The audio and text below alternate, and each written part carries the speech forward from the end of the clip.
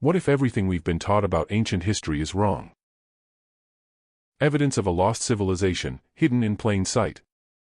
Across every continent, archaeologists have uncovered 20 technologies that shouldn't exist. Stone blocks weighing 1,000 tons moved with impossible precision. Astronomical observatories built 12,000 years ago. Ancient computers with 30 interlocking gears. How did they do it? The Bible describes an advanced pre-flood civilization, people with knowledge of metallurgy, architecture, and the heavens. Genesis 4 mentions Tubal-Cain, an instructor of every craftsman in bronze and iron. What if these 20 technologies are the remnants of that lost world? Evidence mainstream archaeology refuses to acknowledge. By the end of this journey, you'll question everything you learned in school. Let's begin with the impossible. Number 1. Baalbek, Lebanon. The largest worked stones ever moved by human hands. But here's the problem, even our best cranes today can't lift them. Hidden beneath Roman ruins in modern-day Lebanon lie 3 limestone blocks, the trilithon, each weighing roughly 800 tons. But that's not all. Nearby quarries contain stones weighing 1,000 tons, and one at 1,650 tons, called the Stone of the Pregnant Woman. It's the heaviest worked stone on Earth. These aren't rough-cut boulders. They're precisely shaped, fitted together with joints tighter than a credit card's width. How were they moved from the quarry, lifted 20 feet into the air, and placed with millimeter precision? Modern cranes max out at 20,000 tons, but they require massive infrastructure, counterweights, and ground preparation. None of that existed here. Engineer Christopher Dunn examined these blocks and found evidence suggesting advanced cutting tools, not bronze chisels. The Roman structures built on top are impressive, sure, but they look almost primitive compared to the megalithic foundations. It's like someone built a wooden shack on top of a nuclear power plant. The question isn't just how, it's who came first. Because mainstream archaeology claims the trilithon is Roman. But Romans never claimed credit for it. Ancient historians suggested it was built by giants. Experiments with wooden rollers, copper tools, and ramps have all failed to replicate the feat. The stones would crush the rollers. The ramps would need to be miles long. And even if you got them there, how do you lift them? Mainstream archaeology insists it was Roman engineering, ingenuity we've simply forgotten. Alternative researchers point to something else, lost technology from a pre-flood civilization. Who's right? The evidence speaks for itself, nobody today can reproduce it. Baalbek is mentioned in scripture, ancient Heliopolis. If this was built by a pre-flood civilization with knowledge we've lost, it would explain why we can't replicate it. Not because we're less intelligent, but because we're missing the instruction manual. But Baalbek isn't alone. Across the ocean in South America, there's something even more impossible. Number 2, Puma Punku, Bolivia. Stone blocks cut with precision rivaling modern CNC machines. Made 1,500 years ago with copper chisels? High in the Bolivian Andes sits Puma Punku, part of the ancient Tiwanaku complex. Built around 500 to 600 CE. But the stones show machine-level precision in andesite and red sandstone blocks, some over 100 tons. These have perfectly flat surfaces, sharp right-angle interior corners, incredibly difficult even with modern tools, and complex interlocking shapes suggesting prefabrication and mass production. Engineer Christopher Dunn measured them, flat to within thousandths of an inch. That's machining tolerance. Andesite ranks 6 to 7 on Mohs scale. Copper tools rank around 3. You can't cut granite with a butter knife. Yet these blocks show clean cuts, smooth surfaces, complex geometries. The site looks like it exploded. Blocks scattered as if a massive force destroyed it. What happened? Modern stonemasons have tried to replicate Puma Punku with hand tools. They can't. The precision suggests prefabrication, cut to exact specifications elsewhere, then assembled on site. That requires planning, standardization, technology. Mainstream offers theories, sand as abrasive, pounding stones. But experiments show those methods take months per block and can't achieve this precision. Alternative researchers suggest advanced tools from a civilization erased from history. What if Puma Punku wasn't built in 500 AD? What if it's a rebuild, using stones from an earlier, pre-flood civilization? That would explain the impossible precision, survivors rebuilding from what remained. Bolivia isn't the only place with precision stonework. In Egypt, there's something even stranger. Number 3. The Serapeum of Saqqara. 25 granite boxes, 100 tons each, buried underground. Mirror-smooth surfaces. No bodies. No purpose. Just boxes. In 1850, French archaeologist Auguste Mariette discovered tunnels beneath Saqqara, the ancient burial ground near Cairo. Inside, 25 massive granite and basalt boxes, each weighing 70 to 100 tons. The boxes sit in chambers carved from limestone bedrock. Mainstream Egyptology says these held mummified Apis bulls, sacred animals worshipped in ancient Egypt. But here's the problem: no bull remains have ever been found inside. And the precision is absurd. The interior surfaces are flat to within thousandths of an inch. The lids weigh 30 tons each. How do you machine granite to CNC tolerances 4,000 years ago? Engineer Christopher Dunn analyzed these boxes. He found right angles accurate to 1/10,000 of an inch. Interior corners so precise they'd pass modern quality control. To hollow out a 100-ton granite block with copper tools would take decades, assuming it's even possible. And you'd need to transport the finished box down narrow tunnels, around corners, then lower it into chambers with only inches of clearance. The Egyptians had no wheels, no pulleys, no iron tools. Just copper chisels and supposedly stone hammers. The tunnels are barely wider than the boxes. Some boxes sit in chambers accessed by passages too narrow to fit them. It's like finding a ship in a bottle, except the ship weighs 100 tons and the bottle is carved from bedrock. Mainstream believes these were made for bulls, even though no bull remains exist. Alternative researchers suggest these boxes served a technological purpose we don't understand, possibly involving resonance, sound, or energy storage. The precision suggests they weren't decorative. They were functional. What if the Egyptians didn't build these? What if they found them, remnants of a pre-flood civilization with advanced stoneworking technology? That would explain why later dynasties couldn't replicate them. But the Serapeum isn't Egypt's only impossible mystery. Just 10 miles north stands the most famous structure on Earth. Number 4, the Great Pyramid of Giza. 2.3 million stone blocks. Built in 20 years. That's one block every 2 minutes, 24 hours a day. With copper tools. In the Bronze Age. Do the math. Built around 2560 BC for Pharaoh Khufu. It stood as the world's tallest structure for 3,800 years. 481 feet high. Covers 13 acres. Contains an estimated 2.3 million limestone blocks, averaging 2.5 tons each, with some granite blocks weighing up to 80 tons. To build this in 20 years, workers would need to quarry, transport, and set one 2.5-ton block every 2 to 3 minutes. Non-stop. Day and night. For 2 decades. It's aligned to true north with accuracy that rivals modern construction. The 3 pyramids mirror Orion's belt. And it sits at the exact geographic center of Earth's landmass. How did Bronze Age builders achieve that? Egyptologists claim ramps, ropes, and manpower. But engineers have run the numbers. To lift 80-ton granite beams 200 feet up, you'd need ramps miles long, consuming more material than the pyramid itself. The Grand Gallery's 26-degree slope is too steep for sledges.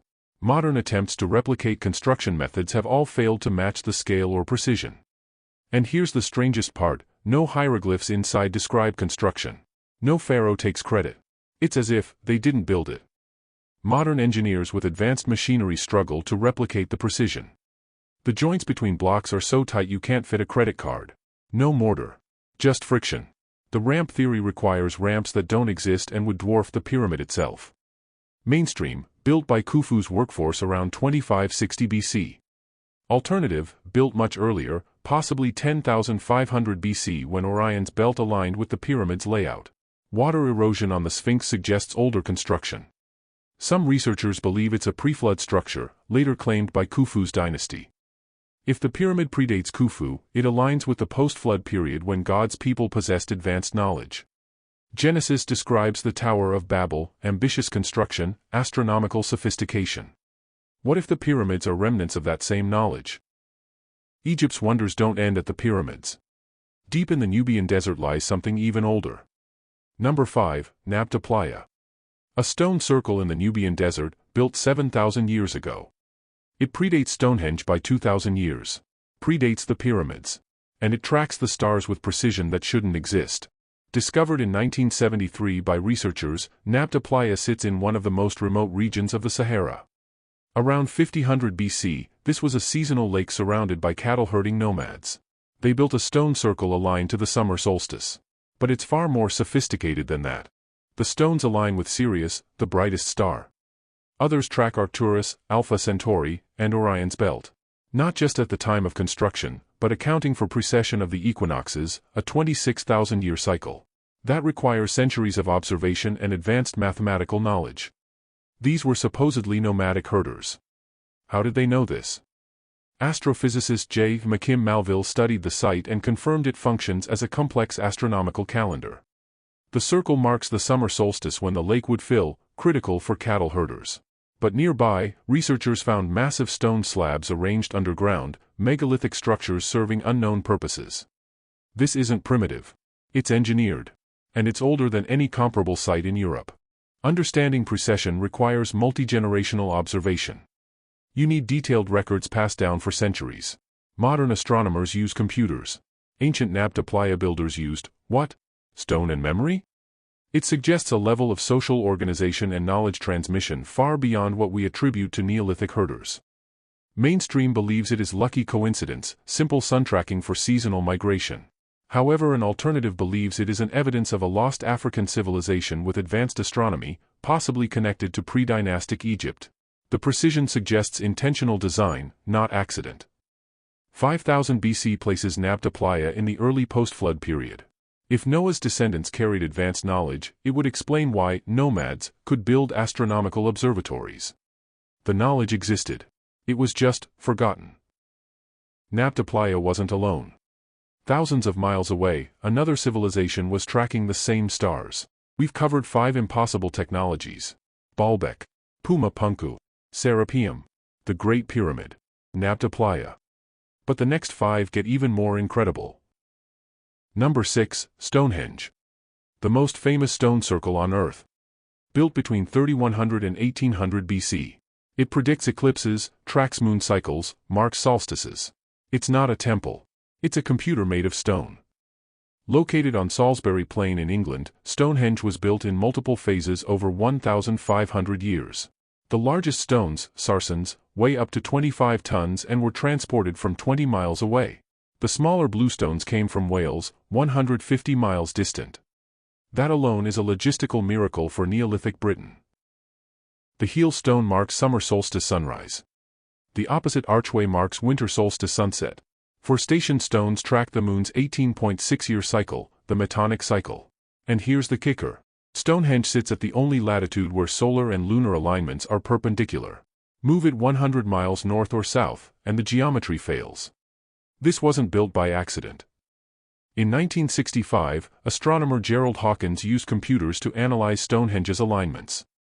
He found 165 celestial correlations. The site could predict eclipses by tracking the moon's position through specific stone archways. Neolithic builders without writing or mathematics created an analog computer for tracking the heavens. But why? And how did they know enough astronomy to design it? Modern experiments show moving a 25-ton stone with Neolithic tools requires hundreds of people and months of effort. Raising it upright demands precise engineering. The horizontal lintels are locked in place with mortise and tenon joints, woodworking techniques applied to massive stone. The precision required is staggering. Mainstream believes Stonehenge was a ceremonial site for Druids and pre-Christian rituals. An alternative is its evidence of an advanced astronomical tradition passed down through generations, requiring knowledge far beyond primitive tribes. The precision suggests a lost scientific culture. Built in the centuries after the flood, Stonehenge could represent preserved knowledge, descendants of Noah's lineage who remembered the stars. The heavens declare God's glory. What if this was their way of keeping that knowledge alive? But Stonehenge isn't the oldest megalithic site. Not even close. In Turkey, there's something that rewrites everything. Number 7, Göbekli Tepe. Built 12,000 years ago in Turkey. Before agriculture. Before pottery. Before writing. Before civilization was supposed to exist. It's the oldest temple complex on Earth. And it shouldn't be there. Discovered in 1994 by Klaus Schmidt, Göbekli Tepe sits atop a hill in southeastern Turkey. Radiocarbon dating places it at 9,600 BC, 2,000 years before Stonehenge, 7,000 before the pyramids. Dozens of T-shaped pillars, some weighing 20 tons, arranged in circular enclosures. And it's only 5% excavated. The pillars are covered in sophisticated relief carvings, animals, symbols, humanoid figures. Pillar 43, the vulture stone, may depict a cataclysmic comet impact around 11,000 BC that triggered the Younger Dryas climate event. Researchers found astronomical alignments with Sirius and the Cygnus constellation. This wasn't random. It was intentional, symbolic, advanced. Mainstream archaeology taught us civilization began with agriculture around 8000 BC. Then cities, writing, temples. But Göbekli Tepe flips that narrative. Hunter-gatherers built this before farming existed. It required organization, planning, skilled labor, shared vision. Thousands of workers. Decades of construction. This is evidence of a complex society that predates everything we thought we knew. And then, they buried it. Intentionally. Carving and moving 20-ton pillars with stone tools is hard enough. Erecting them requires engineering knowledge. The carvings demand artistic skill and symbolic language. This level of sophistication shouldn't exist 12,000 years ago. But it does. Mainstream believes hunter-gatherers had more sophistication than we credited. An alternative view is Göbekli Tepe was built by survivors of a pre-flood advanced civilization, preserving astronomical knowledge after a cataclysm. The intentional burial suggests they were protecting something sacred. If Göbekli Tepe is post-flood, it represents humanity's first attempt to rebuild, to preserve knowledge of the heavens, to remember what was lost. Genesis says the flood destroyed a wicked but advanced world. This could be what came after. Ancient engineering isn't just about massive stones. Sometimes, the most revolutionary technology fits in your hand. Number 8, the Baghdad battery. A clay pot, a copper cylinder, an iron rod. Fill it with acidic liquid, and it produces electricity. In 250 BC, 2,000 years before Alessandro Volta invented the battery. Discovered in 1936 near Baghdad by German archaeologist Wilhelm Koenig, these terracotta jars date to the Parthian or Sasanian period, roughly 250 BC to 650 AD. Each contains a copper cylinder with an iron rod suspended inside. Koenig proposed they were ancient batteries. Most were lost after the 2003 Iraq invasion. Modern replications prove the design works. Fill the jar with vinegar, wine, or citric acid, all available in ancient times, and you get roughly 1 volt. Connect multiple jars in series, and voltage increases. One theory, ancient craftsmen used these for electroplating gold onto jewelry and statues. Evidence suggests some ancient gilding was done electrically, not mechanically. Multiple experiments have replicated the battery function.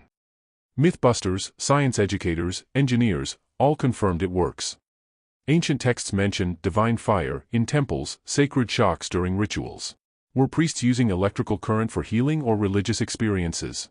Some ancient gold plating shows microscopic uniformity impossible with mechanical methods, suggesting electrochemical deposition. But mainstream archaeology remains skeptical, proposing the jars stored sacred scrolls. Volta is credited with inventing the battery in 1800 AD. But if the Baghdad battery functioned as a power source, it predates Volta by 2 millennia. That means ancient civilizations understood electrochemistry long before the Enlightenment. Mainstream believes these jars held sacred scrolls, and the electrical function is coincidental. An alternative view is the design is too specific to be accidental. Copper, iron, acidic electrolyte, that's a battery. Ancient Mesopotamians possessed electrical knowledge we've only recently rediscovered. Mesopotamia, ancient Babylon, was the cradle of post-flood civilization. If pre-flood people possessed advanced technology, fragments could have survived in Babylonian culture. Electrical knowledge might be one of those remnants. But ancient technology gets even stranger. Off the coast of Greece, divers found something that would baffle scientists for a century. Number 9, the Antikythera mechanism. Recovered from a shipwreck in 1901. Ignored for decades. Then X-rays revealed the truth, it's a 2,000-year-old analog computer with 30-plus bronze gears. Nothing like it existed for another 1,400 years. In 1901, Greek sponge divers found a shipwreck off Antikythera Island, dated to 70 to 60 BC. Among the artifacts, a corroded bronze lump. It sat in storage for decades until a researcher noticed gear wheels. Modern CT scans revealed an astonishing machine, the most sophisticated mechanical device from antiquity. The mechanism tracked the positions of the sun, moon, and planets through the zodiac. It predicted eclipses years in advance. It modeled the Moon's elliptical orbit using epicyclic gearing, a mathematical concept not rediscovered until Kepler in the 1600s. It displayed multiple calendars, including the Olympic Games cycle. This is computational astronomy, in bronze, in 100 BC. Researchers believe it was designed by followers of Archimedes or Hipparchus, brilliant Greek mathematicians. Inscriptions on the device act like an instruction manual. But here's the problem. Nothing remotely close to this complexity appeared again until medieval Islamic astronomy, 900 years later. That means the knowledge to build this vanished. Why? And were there more advanced devices we haven't found? The gearwork is so sophisticated it resembles an 18th-century Swiss clock. Differential gearing, epicyclic gears, precision-cut teeth. This isn't primitive. It's mechanical mastery. And it was lost for over a millennium. The mainstream view is that Greek innovation, peak of Hellenistic science, later lost when Rome fell. An alternative view is Greeks inherited or rediscovered technology from an earlier advanced civilization. The Library of Alexandria held countless texts. When it burned, did we lose evidence of older machines? Greek scholars studied in Egypt, Babylon, Persia, places with ancient knowledge traditions. If pre-flood civilizations had mechanical understanding, fragments could survive in mystery schools, passed down through generations until someone like Archimedes reassembled them. We've seen stone precision, astronomical observatories, mechanical computers. But our final technology is the most controversial of all. Number 10, the Dendra light bulb. A relief carved into the Temple of Hathor, Egypt. It looks exactly like a modern light bulb. The mainstream says it's mythology. Alternative researchers say it's evidence of ancient electricity. You decide. Located in the Temple of Hathor at Dendra, these reliefs date to the Ptolemaic period, around 100 BC. In underground crypts, multiple carvings show large bulbous objects with wavy lines inside, figures holding them, and jade pillars beneath. To modern eyes, they look like giant light bulbs with filaments and power sources. The relief shows a large oval or bulb shape. Inside, a wavy snake or serpent extending from a lotus flower, interpreted as a filament. Below, a jade pillar, symbol of Osiris's backbone, or, some argue, a power conductor. Figures hold the bulbs with care, as if they're delicate. And they're connected to the pillar by what looks like cables. It's eerily similar to a light bulb schematic.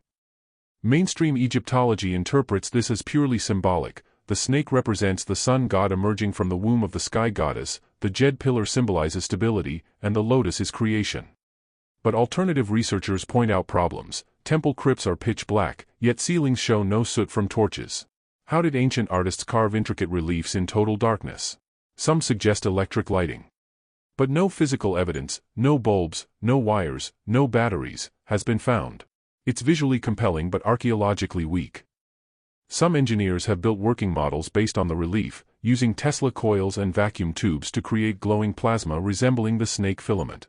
It works, but requires technology we have no evidence the Egyptians possessed. It's a proof of concept, not historical proof.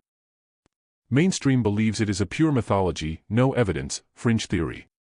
An alternative view that given the Baghdad battery, ancient electricity isn't impossible. Perhaps the relief depicts technology from an earlier era, remembered symbolically. A middle ground view is that, maybe it's mythological, but inspired by real devices now lost. If pre-flood civilizations had electrical knowledge, could later cultures remember it symbolically? The Bible describes fire from heaven, divine light. What if some ancient technologies were so advanced they became myth? 10 technologies. From the impossible to the controversial. The evidence is in front of us. Now, let's put it all together. 10 technologies. 10 mysteries. From 1,650-ton stones to 12,000-year-old temples. From ancient computers to impossible precision. The evidence is undeniable. Advanced civilizations existed long before mainstream history admits. The Bible describes a world before the flood, a civilization with knowledge of the heavens, metallurgy, and engineering. What if these aren't myths? What if they're history? And we're only halfway through. Part 2 reveals 10 more ancient technologies that will shatter everything you thought you knew. Subscribe now. You won't want to miss this. This is Underlight Histories, where the overlooked is illuminated. Thank you for watching. See you next time.